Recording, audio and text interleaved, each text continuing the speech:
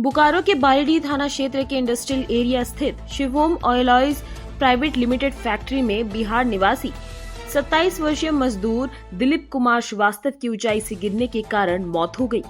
मजदूर को अस्पताल ले जाया गया, जहां इलाज के दौरान उसकी मौत हो गई। मौत की खबर मिलते ही मृतक के परिजन, साथ ही मजदूर और स्थानीय नेता फैक्ट्री पहुंचे और 20 लाख रुपए मुआवजा एवं एक परिजन को नौकरी देने की मांग करते हुए हंगामा किया गया। मृतक के भाई दीपक कुमार ने कहा कि फैक्ट्री में सुरक्षा व्यवस्था नाकाफी थी, जिस कारण यह हादसा हुआ।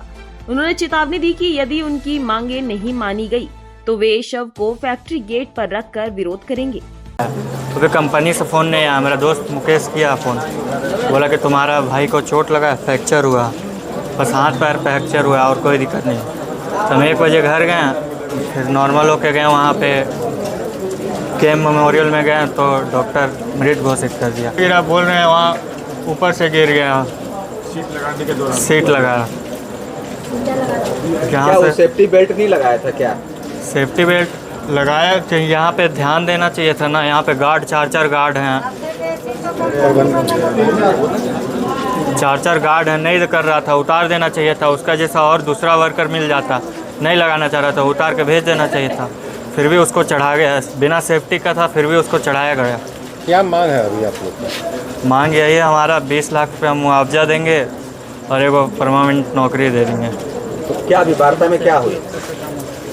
अभी वार्ता चल रही थी, उसमें क्या बात है? क्या बोला? अंदर में क्या बातचीत है? वो अंदर में 1-1 लाख रुपए करके बोल रहे हैं, 5 लाख 6 लाख कर रहे हैं, बोल रहे हैं तो बोल रहे हैं कि नहीं हो पाएगा। कितना तक बोले? क्या करेंगे आप लोग अब हम लोग क्या करेंगे? फिर कल बॉडी ला के रख देंगे यहाँ पे। फैक्ट्री के प्रोडक्शन मैनेजर विनय कुमार ने बयान में कहा कि सेफ्टी को लेकर कोई कोताही नहीं हुई है और निर्णय मालिक के आने पर लिया जाएगा। वो सीट चेंज कर रहा था, तो करते करते कुछ हुआ होगा कि पैर फिसला हुआ, उसी में गिर गया।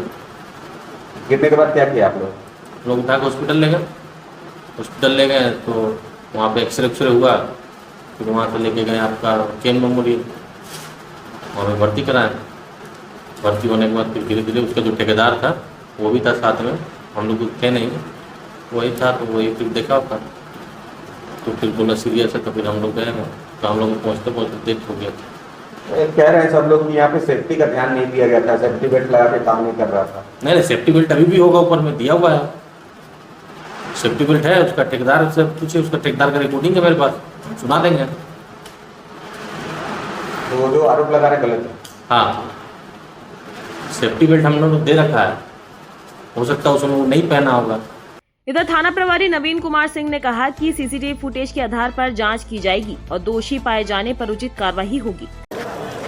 बालीडीह थाना क्षेत्र के अंतर्गत बियाडा में अवस्थित शिवम नाम के फैक्ट्री में एक मजदूर की गिरने से घायल अवस्था में के मेमोरियल हॉस्पिटल 4 में पहुँचाया गया था, जहां इलाज उपरांत उनकी देहांत हो गया है। बाद में जांच में ये बात पता चला है कि उनके द्वारा इस फैक्ट्री में सीट चढ़ाया जा रहा था, तो सीट चढ़ाने के दौरान ही एक दुर्घटना हुआ है जिसमें उनकी मौत हुई है।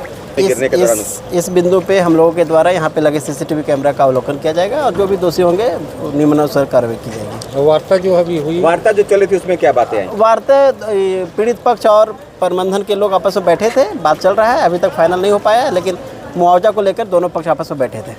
वहीं आजसूपाढ़ी जिला अध्यक्ष सचिन महतो ने इसे हादसा नहीं बल्कि मजदूर की हत्या बताते हुए फैक्ट्री प्रबंधन पर लापरवाही का आरोप लगाया है। देखिए रिपोर्ट।